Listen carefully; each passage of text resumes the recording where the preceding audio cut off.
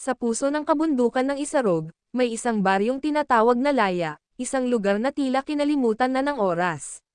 Walang signal ng telepono, walang kuryente, at ang mga tao'y namumuhay sa gitna ng kagubatang kumakapit sa ulap. Dito naninirahan si Elias, isang binatang mangangahoy na kilala sa kanyang katahimikan at malalim na pag-iisip. Bawat araw ay pareho para kay Elias, gising bago sumikat ang araw, dala ang gulok, at aalis upang mangahoy sa kagubatan. Ngunit isang umaga, habang tinatahak niya ang daang papasok sa kakahuyan, may narinig siyang mahina at paos na tinig. Tinig ng isang babae. Tubig. Mabilis siyang pumihit, ang kanyang mga paa ay tila may sariling isip na nagmadaling sumugod sa direksyon ng tinig. Sa likod ng isang malaking ugat ng punong nara, naroon ang isang babae, nakalugmok, duguan ang braso, at basang-basa ng hamog. Ang kanyang mga matay tila ginto sa ilalim ng sinag ng araw, at ang buhok niya'y kulay pilak na parang buwan. Diyos ko, bulong ni Elias, lumuhad at agad na binuhat ang babae.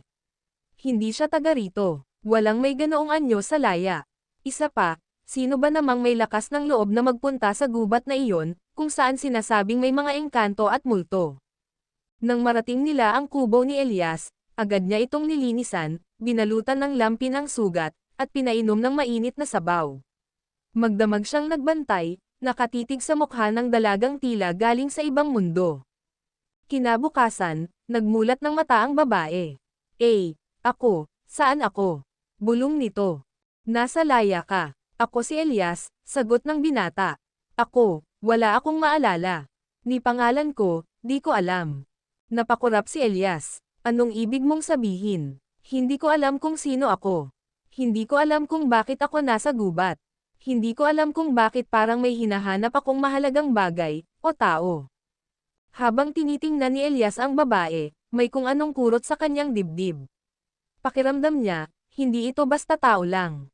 Parang, may mahika sa likod ng kanyang mga mata. At sa bawat titig nito sa kanya, may lihim na hatek na para bang matagal na silang nagkakilala. Hanggang sa maalala mo kung sino ka, dito ka muna, alok ni Elias. Babantayan kita. Naglakad ang araw, at sa bawat araw na lumilipas, unti-unting napapalapit ang loob ni Elias sa babae. Tinawag niya itong Luna, dahil sa buhok nitong tila sinag ng buwan. Ngunit habang tumatagal, napapansin niyang kakaiba si Luna. Ang mga sugat nitong mabilis maghilam, ang kanyang presensya ay tila nagpapatahimik sa hayop, at minsan, nahuhuli niya itong nakatitig sa langit na para bang may hinahanap na bituin. Isang gabi, habang tahimik silang nakaupo sa harap ng apoy, tinanong ni Luna si Elias. Naniniwala ka ba sa tadhana? Tumanggaw si Elias, pero hindi ko alam kung naniniwala ang tadhana sa akin. Ngumiti si Luna, ngunit may lungkot sa kanyang mga mata. Paano kung ang taong itinadhana para sa'yo, ay hindi mo dapat mahalin?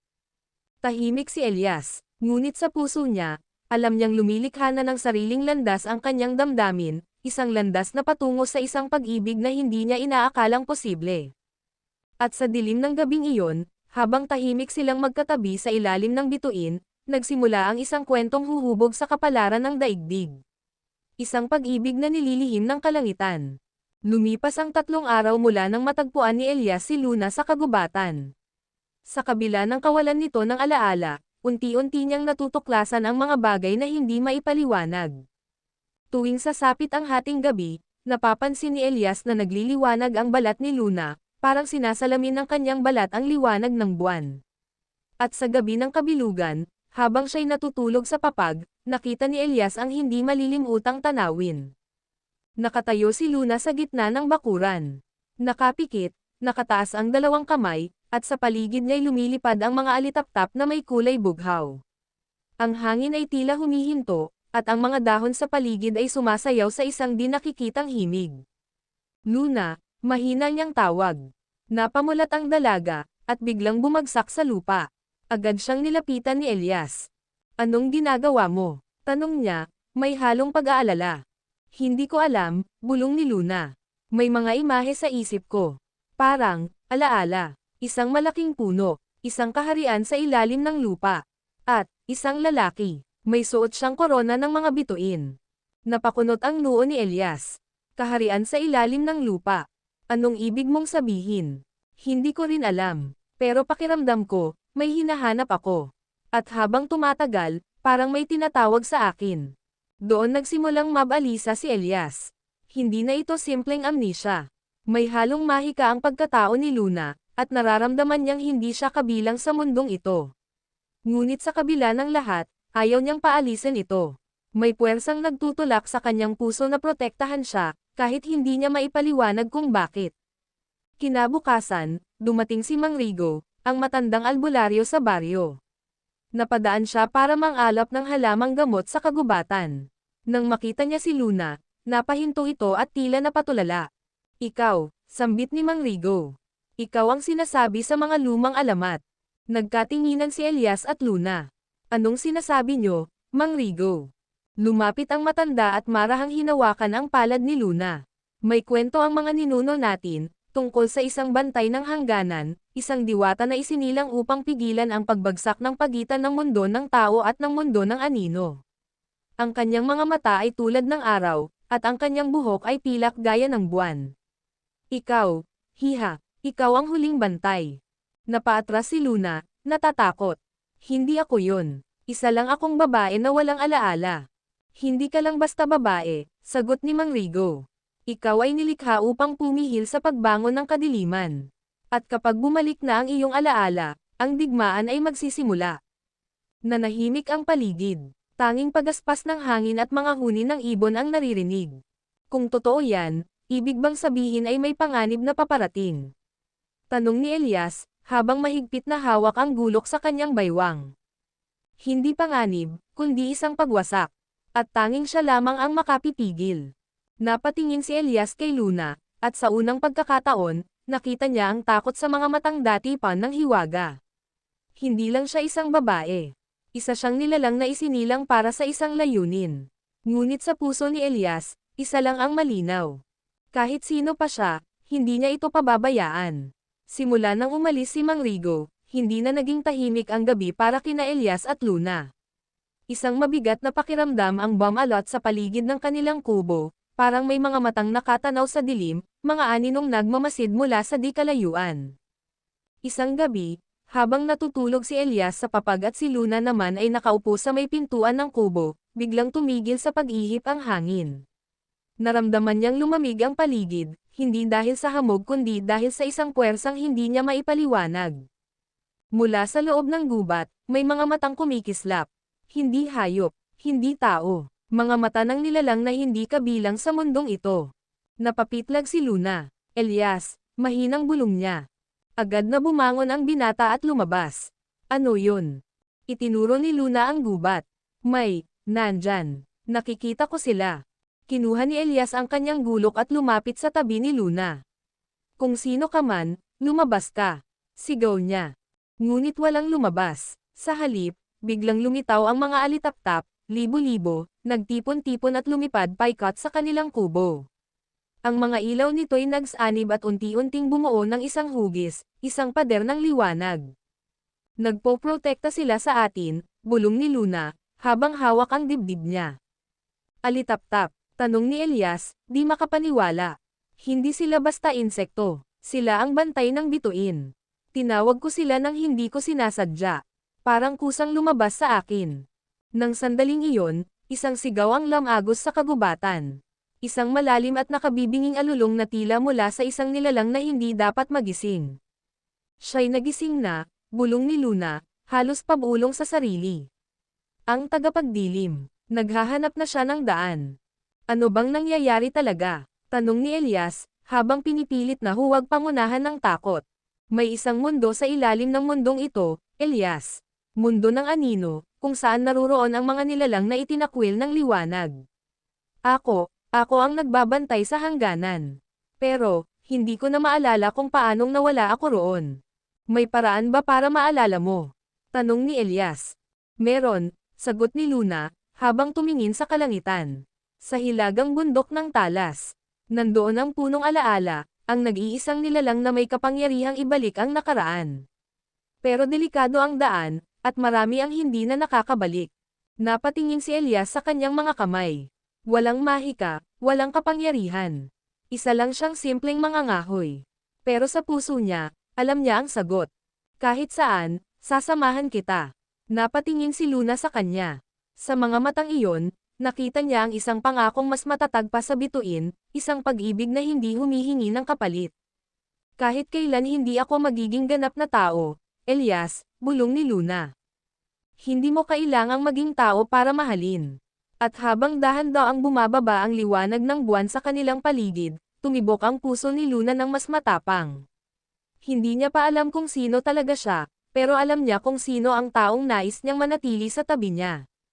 At sa liwanag ng mga alitaptap, nagsimula ang paglalakbay tungo sa alaala, at sa katotohanang magbabago ng kanilang kapalaran. Madaling araw pa lamang ay handa na sina Elias at Luna. Ang dalaga ay nakasuot ng kapa na hinabi mula sa lumang tela ni Elias, habang ang binata na may dalang gulok, bag na may tuyong pagkain, at isang basong ginawang sisidlan ng tubig mula sa kawayan. Tahimik silang naglakad palabas ng laya, palusong sa bangin, patawid sa mga ilog na tila ginto sa sinag ng araw. Walang sino man ang pumupunta sa hilagang bundok ng Talas. Ayon sa alamat, ito ang tuktok ng lihim, tirahan ng mga nilalang na hindi na maaaring bumalik sa mundo ng tao o ng anino. Mga nilalang na isinumpa ng panahon. Sa paglalakad nila, napansin ni Elias ang mga pagbabagong nangyayari kay Luna.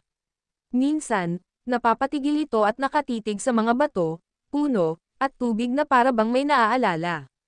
Kapag tinanong niya, ngingiti lang si Luna at sasabihin, parang, dati ko nang nakita ang lugar na ito. Sa gitna ng isang bangin, habang tinatawid nila ang makitid na tulay na yari sa mga ugat, bigla silang hinaranggan ng isang nilalang. Isa itong taong may katawan ng hayop, balbon, may mga sungay, at mata na pulang-pula. Huminto kayo, Anito. Walang sino mang may puso ng tao ang maaaring tumuntong sa talas. Agad na pumagitna si Elias kay Luna, hawak ang gulok. Layuan mo siya. Ngunit ngumisi lamang ang nilalang. Hindi ako narito para lumaban. Isa akong tagapagsubok. Kailangang pagdaanan ninyo ang pagsubok bago kayo makatawid. Anong klaseng pagsubok? Tanong ni Luna. Ang daan patungong talas ay hindi nilalakad ng paa, kundi ng alaala. Kailangan ninyong pasukin ang sarili ninyong isipan. Bago pa sila makatanggi, biglang lumiwanag ang paligid. Nahulog sa lupa si Elias. Nawalan siya ng malay. Nang dumilat siya, nasa gitna na siya ng isang taniman ng palay sa baryo nila noon. Ngunit bata pa siya, at nandoon ang kanyang ina, buhay pa, nakangiti habang pinipitas ang mga bulaklak.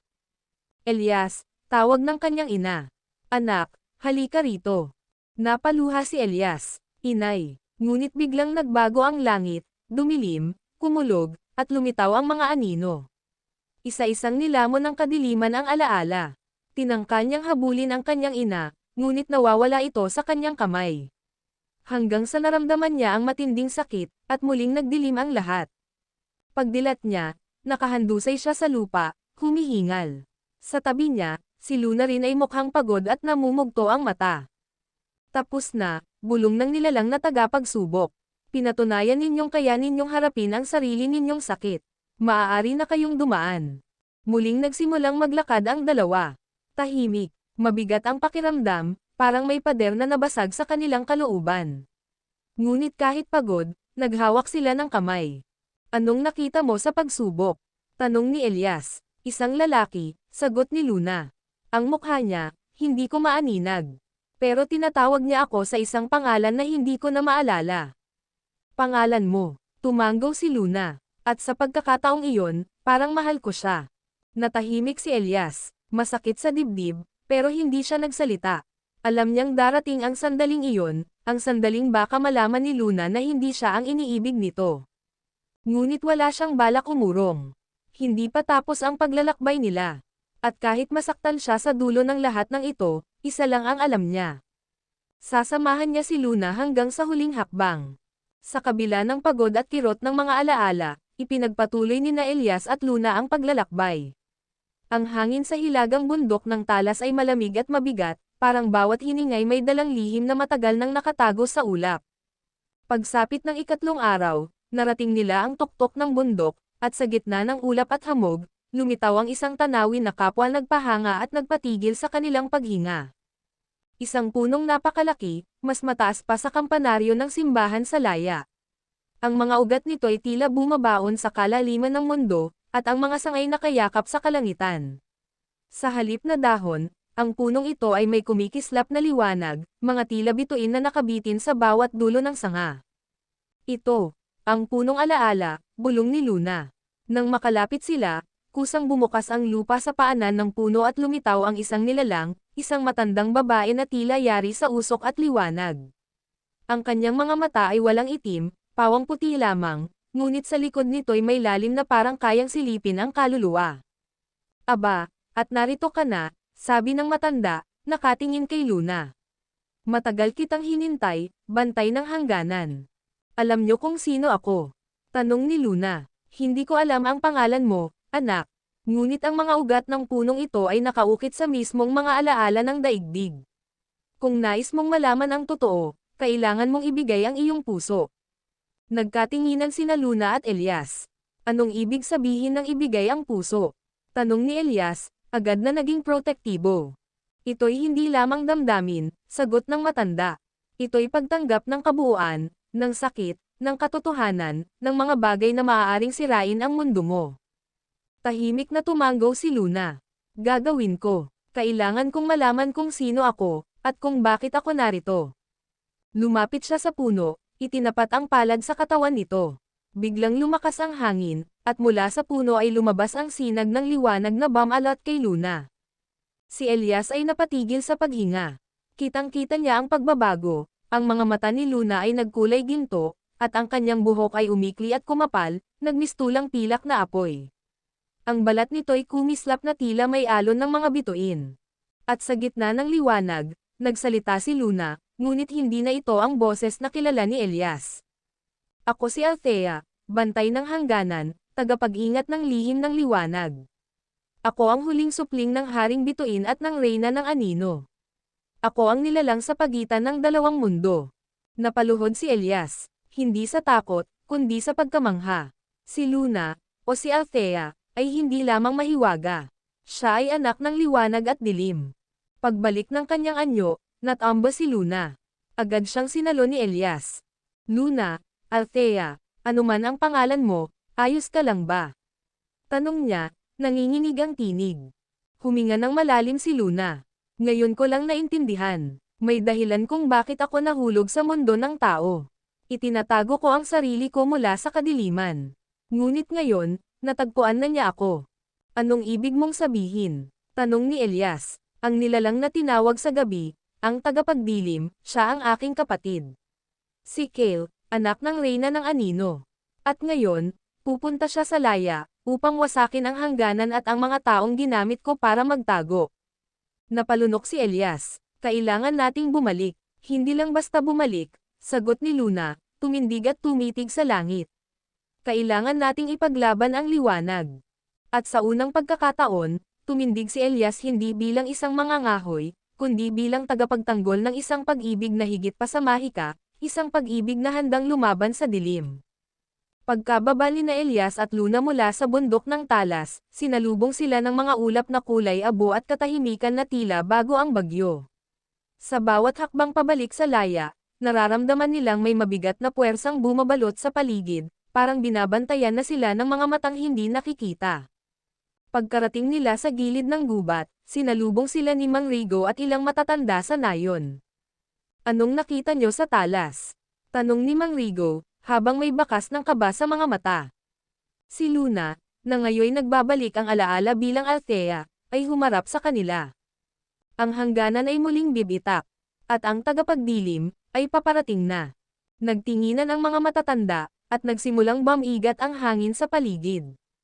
May alam kaming pananggalang, sabi ni Mang Rigo. Panawagan sa mga espiritong nagbabantay sa Laya. Ngunit kailangan natin ng oras, at isang pusong bukas sa kapangyarihan. Ako na yon, sagot ni Althea. Pero kakailanganin ko ang lahat ng tulong. Mula noon, nagsimula ang paghahanda. Sa sentro ng nayon, hinukay ang dating bilog na altar, isang sinaunang lugar na matagal nang isinara, at pinaniniwala ang may koneksyon sa liwanag ng mga bituin. Doon ipinaubaya ni Althea ang kanyang kapangyarihan, nagpatawag siya ng liwanag mula sa mga ugat ng lupa at itinaas sa langit, habang si Elias at ang mga taga-nayon ay nagtayo ng mga hadlang, bitag, at sagradong bilog upang protektahan ang hangganan ng gubat. Ngunit habang abala ang lahat, si Elias ay nilapitan ni Mang Rigo sa isang tabi. Elias, ani ng matanda, alam mong hindi siya para sa'yo, hindi ba? Natigilan siya. Alam ko, mahinang tugon.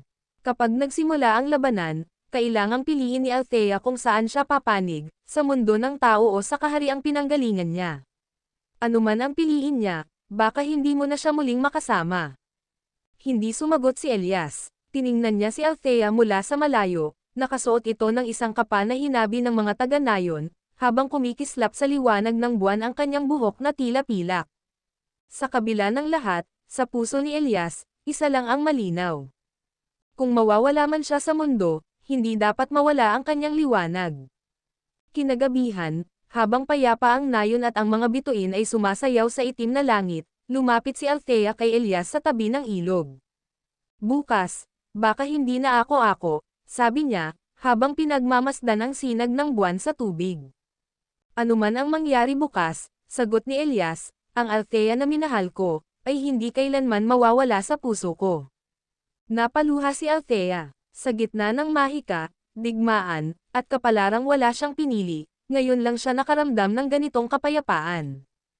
Isang halik ang naganap sa ilalim ng buwan. Hindi bilang palm, kundi bilang pangako. At sa likod ng hangin, isang alulong ang umalangaw-ngaw, mas malakas, mas malapit. Nagsisimula na ang dilim. Ang gabi ay tila walang bituin. Tila ninakaw ng langit ang liwanag nito, at sa bawat paghinga ng mga tagalaya, ramdam ang paparating na panganib. Sa gitna ng nayon, sa harap ng lumang altar, nakatayo si Althea. Sa paligid niya, ang mga matatanda ng laya ay nakapwesto na sa kani-kanilang bilog ng pagbabantay. Si Elias ay nasa tabi ng punong nara, tanga ng gulok, ngunit higit pa roon, ang puso niyang handang isakripisyo ang lahat. Biglang dumagundong ang lupa. Mula sa kagubatan, lumabas ang isang anino, higit pa sa anino ng mga nilalang na dati nilang kinatatakutan. Ito ay may anyo ng tao, ngunit ang katawan ay balot ng itim na usok, at ang matay tila mga apoy mula sa kailaliman. Althea, isang sigaw na dumurog sa katahimikan. Isang tinig na puno ng galit, at lungkot. Lumapit pa ang anino, at unti-unting lumino ang anyo nito. Si Cale, ang kapatid ni Althea. Matagal kitang hinanap, wika ni Cale, habang ang usok sa kanyang katawan ay sumisingaw sa lupa. Tayo ang huling supling ng kadiliman at liwanag. Dapat tayong magsama upang ibalik ang balanse. Ngunit ikaw, pinili mong tumakas. Pinili mong magmahal ng tao.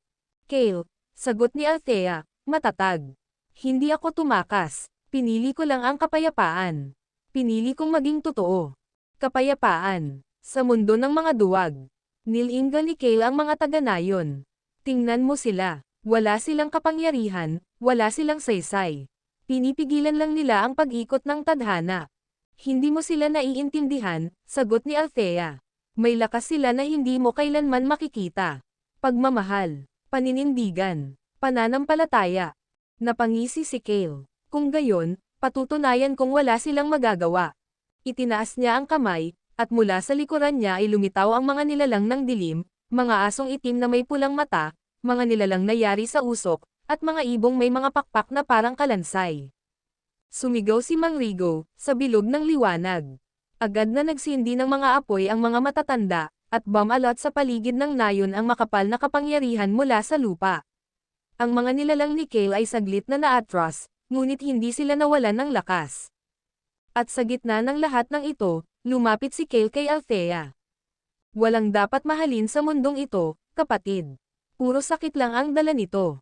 Ngunit bago pa makalapit si Cale, tumayo si Elias sa pagitan nila. Kung ayaw mong makinig sa liwanag, makinig ka sa akin. Tumingin si Cale kay Elias, at napangisi. Ikaw pala ang dahilan. Ang maliit na tao. Ang kahinaan ng aking kapatid. Hindi na nakatiis si Elias. Sumugod siya, gulok sa kamay, sigaw sa dibdib. Ngunit sa isang iglap, itinapon siya ni Cale sa hangin. Tumama sa puno si Elias, at agad na nawalan ng malay. Elias, Sigaw ni Althea. Tumakbo siya sa binata, ngunit pinigilan siya ng anino ni Cale. Ngayon mo sabihin sa akin, kapatid, ani Cale. Pipiliin mo ba ang pag-ibig mong makitid, o ang kapangyarihang karapat-dapat sa iyo? Lumuhad si Althea sa tabi ni Elias. Dinampyan niya ang pisngi nito, at sa kanyang luha ay may liwanag na tumulo. At nang tumama ito sa labi ni Elias, nagbukas ang kanyang mga mata. Ngunit sa halip na takot, kapayapaan ang bumalot kay Elias. At sa kanyang dibdib, may umusbong na liwanag. Maliit, ngunit matatag. Hindi mo kayang durugan ang isang pusong marunong magmahal, Cale, bulong ni Elias. Dahil kahit anino, takot sa apoy ng pag-ibig. Umangat si Althea, at sa unang pagkakataon, isinabog niya ang buong kapangyarihan ng kanyang dugo, ang liwanag ng mga bituin at ang dilim ng anino. Nagsimula na ang tunay na labanan. Sa gitna ng dilim at liwanag, tumindig si Althea, hindi na lamang bilang tagapag-ingat ng hangganan, kundi bilang isang mandirigmang handang ipaglaban ang mundo at puso niyang minahal. Ang kanyang katawan ay binalot ng liwanag, tila mga bituin ang gumuguhit sa kanyang balat, at ang kanyang buhok ay lumilipad sa hangin na parang sinag ng buwan. Sa kanyang mga palad, sumiklab ang apoy ng mga alaala, ang halakhak ng mga bata sa nayon, ang mga bulong ng gubat, at higit sa lahat, ang titig ni Elias, tapat at buo, kahit sa harap ng kamatayan. Si Cale naman ay binalot ng anino, na animoy buhay at gumagalaw sa kanyang paligid. Sa kanyang mga mata ay may galit, at sa kanyang puso ay ang uhaw sa kapangyarihan. Ngunit sa kaibuturan nito, may isang lihim na sugat, isang alaala ng isang kapatid na minsang iniwan. Althea, sigaw ni Cale, sabay bagzo ng itim na enerhiya mula sa kanyang mga palad. Tinanggap ito ni Althea ng buong tapang. Sa halip na iwasan, nilamon niya ito ng sariling liwanag, at ang banggaan ng kanilang kapangyarihan ay lumikha ng pagsabog na umuga sa buong nayon. Ang lupa ay nabiyak, ang langit ay nagkulay abo. Ang mga bituin ay tila nawala, ngunit sa gitna ng lahat ng iyon, nanatiling nakatayo ang dalawang anak ng magkasalungat na mundo. Samantala, si Elias ay pinipilit bumangon. Bagamat sugatan, hindi niya hinayaang manatiling tahimik. Pinilit niyang makarating sa altar, kung saan isang lumang espada ang lumilitaw mula sa bato, ang espadang liwanag na minsang sinabing magbabalik sa oras ng pangangailangan. Nang mahawakan ito ni Elias, sumiklab ang liwanag mula sa espada at bumalot sa kanyang katawan. Hindi ako anak ng mahika, ngunit ako'y anak ng pag-ibig, bulong niya, sabay sugod papunta kina Althea at Cale. Sa muling banggaan, hindi lang kapangyarihan ang naglaban, pati alaala. Nakita ni Althea ang nakaraan. Si Cale, bilang batang lalaki, yakap-yakap ang kanyang kapatid habang naglalaro sa hardin ng palasyo ng anino. Mga halakhak, mga kwentong gusto nilang ibahagi sa isa't isa. Ngunit dumating ang gabi ng paglisan, at si Althea ay kinuha ng mga tagapagtanggol ng liwanag, upang ilayo sa kasamaan. Naiwan si Cale. Naiwan siyang mag-isa sa kadiliman. Iniwan mo ako, sigaw ni Cale habang lumuluha. Kaya ko ginawa ang lahat ng ito. Para maramdaman mo ang sakit ng pagkawala. Lumapit si Althea, kahit binabato siya ng itim na enerhiya. Hindi ko nais kang saktan, Cale. Ngunit may mga landas na hindi natin pinili. Ngayon, piliin mo, galit o kapatawaran.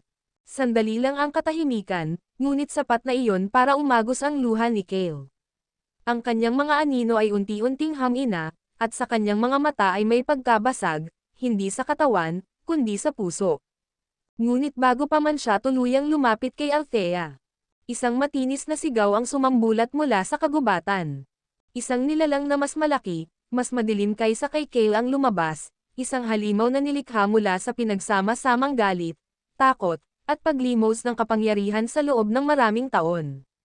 Isa itong kalansay ng kadiliman, ang huling lihim ng aninong kaharian. Hindi ka pa rin sapat, Cale, bulong ng nilalang. Kukunin ko ang liwanag mula sa inyong dalawa. Tumayo si Elias sa harap ng nilalang, hawak ang espadang liwanag. Sa kanyang tabi, si Althea. At sa likod nila, si Cale, bagamat sugatan at nanghihina, ay tumindig. Kung kailangan kong labanan ang anino upang mabawi ang kapatid ko, ani Elias, gagawin ko. 3 kaluluwa, isang labanan, isang tadhana, At sa unang hakbang nila patungo sa halimaw, ang langit ay muling kumidlat. Ang huling digmaan ay nagsisimula na. Ang lupa ay gumuhit ng apoy sa bawat yapak ng kalansay ng kadiliman. Sa bawat hininga nito, ang paligid ay nagdidilim, tulad ng isang mundong nilalamon ng gabi na walang bituin. Tatlo silang nakatayo sa harap ng halimaw, si Elias, si Cale, at si Althea, tatlong pusong sugatan, ngunit pinagbubuklod ng isang layunin. Ang espadang liwanag, bulong ni Althea, ay hindi lang para sa isa. Kailangan ng tatlong kaluluwang handang magsakripisyo. Isa para sa pag-ibig, isa para sa kapatawaran, at isa para sa katotohanan. Tumanggo si Cale. Kung ito ang paraan para maitama ko ang lahat, gagawin ko. Hindi ako titigil hanggat hindi ko na ibabalik ang liwanag sa mundong ito. Si Elias ay humawak sa espada.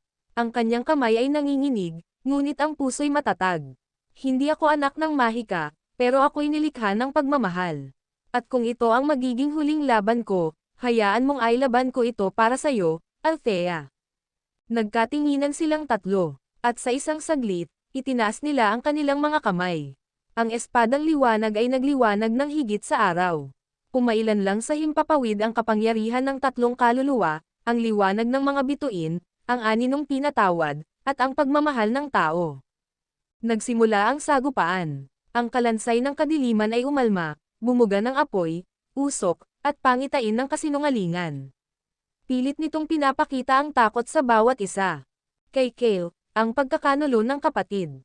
Kay Elias, ang kawalan ng halaga, ang posibilidad na hindi kailanman mahalin. Kay Althea, ang tanong, sapat ba ang pag-ibig para isuko ang kapangyarihan? Ngunit sa gitna ng lahat ng iyon, sabay-sabay silang sumigaw. Liwanag ang pinili namin. Sa isang iglap, tumagos ang espadang liwanag sa puso ng nilalang. Pamunit sa kalangitan ang isang liwanag na tila umabot sa mga bituin. Napahandusay ang kalansay ng kadiliman, unti-unting naglaho na parang usok na nilamon ng umaga. Ngunit kapalit ng tagumpay ay ang isang sakripisyo. Si Cale, na siyang humawak ng espada sa huling pagbagso, ay bumagsak sa lupa. Ang kanyang katawan ay unti-unting nagiging abo, hindi bilang parusa, kundi bilang pagtubos. Althea, bulong niya, patawad, salamat, sa paalala ng liwanag. Lumuhad si Althea, humawak sa kamay ng kapatid, at sa huling sandali, nakita niya ang ngiti ni Cale, hindi ng isang nilalang ng dilim, kundi ng batang lalaki sa hardin, naghihintay lang na muling yakapin. Umakyat sa langit ang abo ni Cale.